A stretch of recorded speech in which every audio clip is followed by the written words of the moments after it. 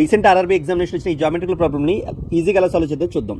So దాని ముందుగా మనకి ట్రయాంగిల్కి సంబంధించిన ఒక 2 కాన్సెప్ట్లు మనం తెలుసుకోవాలండి. బేసిక్ కాన్సెప్ట్లు ఉపయోగించుకొని మనం ఈ ప్రాబ్లమ్ని ఈజీగా సాల్వ్ చేయొచ్చు. ఒకటి, in triangle ABC angle of 3 sum equal to 180 degrees. అదేవిధంగా exterior angle should be equal to some of 2 interior angles. So ABC అనేది ఒక ట్రయాంగిల్ అన్నాడండి. ఒక బీడీ అనేది పర్పెండిక్యులర్ ఏసీ మీద గీసినటువంటి పర్పెండిక్యులర్ అని చెప్పాడు. యాంగిల్ డిబిసి అనేది 55 degrees అని మెన్షన్ చేశాడు మనకి. సో బీసీ మీద ఈ అనే ఒక పాయింట్ తీసుకున్నాం మనం. ఇక్కడ CAE is equal to 56 degrees అన్నారు.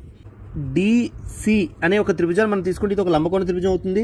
సో లంబకోణ త్రిభుజంలో ఈ కోణం 90 degrees అయినప్పుడు మిగిలిన 2 కోణాలు మొత్తం కూడా 90 degrees అవుతుంది. త్రిభుజంలో 3 కోణాలు మొత్తం 180 degrees కావున సో ఇక్కడ ఈ కోణం ఎంత అవుతుంది మనకి 35 degrees అవుతుంది.